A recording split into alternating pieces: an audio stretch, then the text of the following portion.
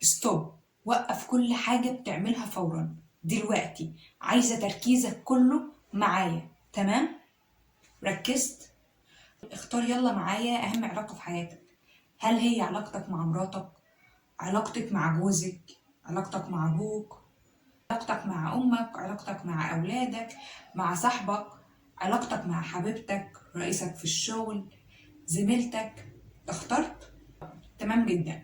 جاوب بقى معايا على السؤال الجاي ده. في العلاقة دي انت بتلعب دور ايه؟ او بتلعب دور مين؟ عندنا 3 ادوار: دور الضحية ودور الجاني ودور المنقذ. يا ترى بتلعب دور الشخص اللي بيضحي بنفسه في سبيل الطرف التاني وبيعمل كل اللي يقدر عليه واللي ما يقدرش عليه عشان يسعده ويرضيه من غير اي مقابل او حتى كلمة حلوة او نظرة شكر؟ الشخص اللي بيعمل كده بيكون شايف نفسه في كل حاجة طول الوقت. الشخص اللي بيدي باستمرار ومش مستني ياخد. الشخص اللي بيدي كل يوم وكل ليلة عشان غيره يتهنى ويرتاح وينام قرير العين.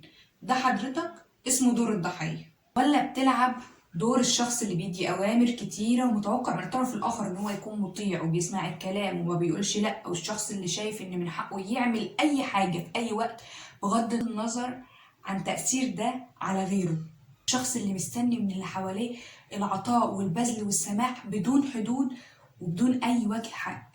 والشخص اللي مش بيرضى بسهولة وبيكون غضبه صعب وقاسي ومحتاج اعتذار ورا اعتذار ورا اعتذار عشان يرضى، وإثبات ورا إثبات ورا إثبات عشان يصدق.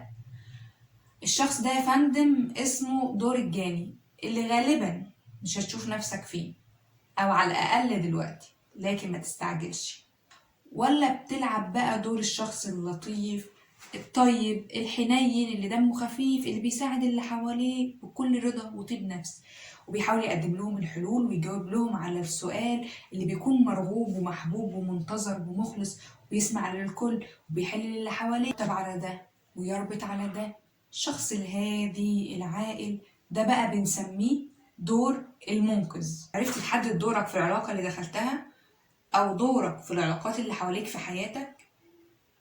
لسه؟ طيب،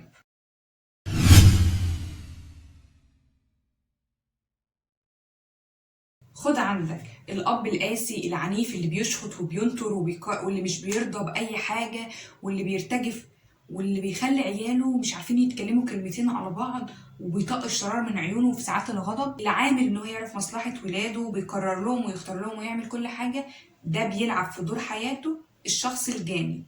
اما بقى اولاده اللي مش بايديهم حيله وبيضطروا يسمعوا ويقرروا ويمشوا يسمعوا كلامه ويسيروه ويقدموا قرابين الولاء والطاعه، دول بيلعبوا في حياتهم دور الضحيه. الام بقى اللي بتحاول تلطف الجو ما بين الاتنين، فدي بتلعب دور المنقذ.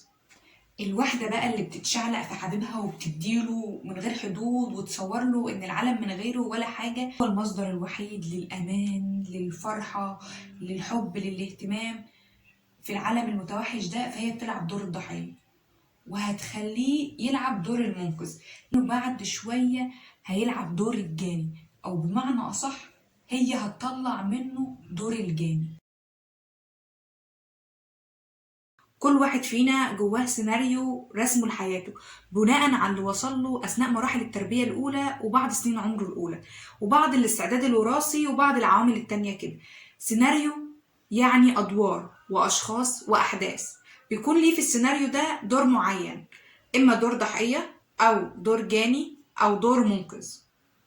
بيسموه ساعات مثلث الدراما الحقيقيه، وكل واحد بيدور خلال رحله حياته وعلاقاته على أشخاص تنطبق عليهم مواصفات باقي الأدوار.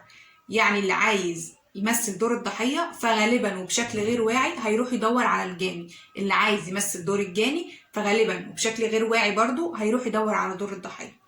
أما بقى لو حد عايز يشوف نفسه منقذ فهيروح لحد يحقق له الدور ده ويخليه يمارسه بكل بساطة وبراءة، يطلع منه الدور ده ويدربه وينميه لحد ما يتقنه ويتقمصه ويلعبه ويمارسه. فخلينا مثلا نتصور بنت تعرضت لشكل من اشكال العنف في المعامله وهي صغيره. لما تختار حد في علاقه عاطفيه او زوج مثلا هتختار مين؟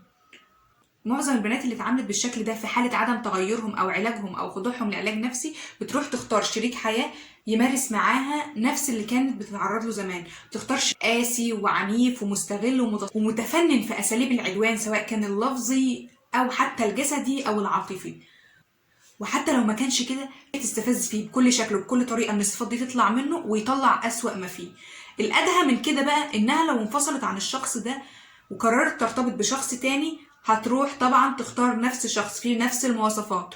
وده مثال واضح جدا للسيناريو النفسي الداخلي العميق اللي بتتصرف فيه البنت، وإنها حابة تلعب دور الضحية وبتختار شخص كويس جدا تلعب معاه دور الجاني. تعالوا بقى نتكلم عن طفل كان بيتعامل معاملة سيئة من أهله، معاملة كلها قسوة وعقاب وأذى وإهمال وتجاهل لحقوقه الأساسية الإنسانية البسيطة. الطفل ده لما يكبر ويتجوز ويخلف هيكون قدامه سيناريو من 3. السيناريو الأول إن هو ممكن يكرر نفس اللي اتعامل معاه وهو صغير مع زوجته وأولاده، يعني يكون أب شديد ما بيعرفش يرحم، زوج قاسي ما يعرفش الحب، وبكده هيلعب دور الجاني. وطبعا هيختار واحدة حابة تكون دور الضحية. طيب السيناريو التاني بقى هو إنه هيكمل في نفس الدور اللي عاشه طول حياته، هو الضحية، إن هو ما كانش ليه إيد في أي حاجة، إن هو مش هيعرف يختار. فهيختار إيه بقى؟ زوجة متسلطة تطلع البلا الأزرق على جدته. السيناريو الثالث ان هو يعيش طول الوقت في دور المنقذ بقى والمخلص لاولاده من قسوة امهم وشرها. طب اتجوزتها ليه اصلا لما هي من الاول كده؟ طيب خلينا متفقين ان انت عشان تلعب دور الضحية فبتدور على حد تنطبق عليه مواصفات دور الجاني، عشان تلعب دور المنقذ فهتدور على حد يلعب دور الضحية، وعشان تلعب دور الجاني بتختار اللي يسمح لك تخليه ضحية. هتقولي هو يعني بيبان على الواحد او الواحدة من الاول هو او هي ناوية تلعب دورها في حياتها او دورها في حياة التانيين ايه، او تلعب سيناريو حياتها ازاي وعلاقاتها، ولا كل ده بيظهر بعدين اصلا؟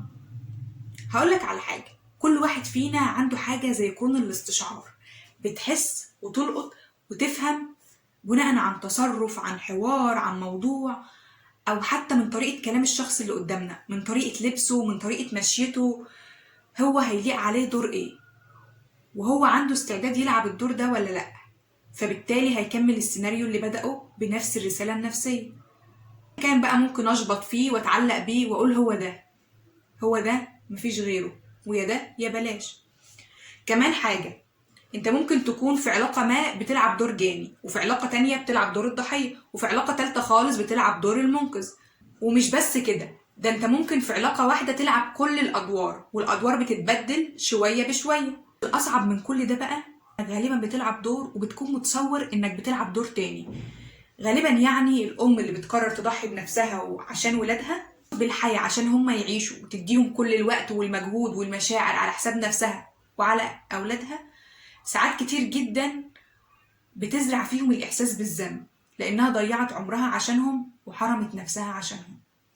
على فكرة، اوعى تفتكر ان في دور احسن من التاني او ان دور منهم مرغوب ومفضل. بالعكس، كل دور جواه كمية هائلة من المصايب والبلاوي والأذى والضرر للنفس وللي حواليه.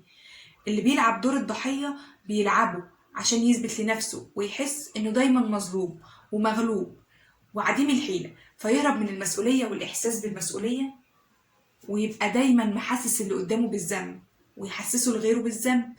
اللي بيلعب دور المنقذ هو في الحقيقة بينصب حواليك شباكه عشان يمتلكك، وبعد شوية يستبيح أرضك ويلعب دور الجاني. وده بقى اللي بينتقم من اللي حصل له في حياته زمان ومن الحياة في شخصك ومن خلالك. ايه الأخبار دلوقتي؟ عرفت انت بتلعب دور مين في علاقاتك في حياتك؟ فتحت عينيك وشفت؟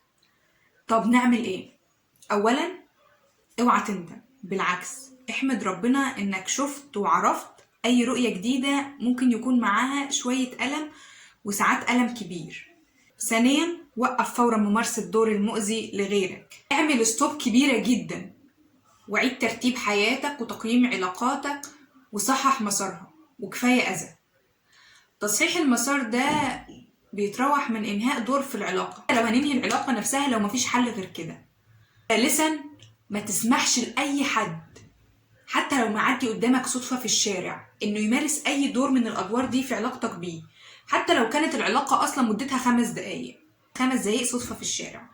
ما تسمحش كمان لحد إنه يطلع منك دور وتمارسه معاه، عشان الجاني ده بينتقم من نفسه فيك والضحية دايما بيحسس اللي حواليه بالذنب. المنقذ دايما يستحوذ ويبيح الحدود. خليني أقولك في النهاية وباختصار شديد، خليك حقيقي. خليك حقيقي وتحمل مسؤولية نفسك بجد ومسؤولية علاقاتك بجد. ما تبقاش جاني ولا ضحية ولا منقذ. خلص الفيديو قول ورايا بصوت عالي ستوب.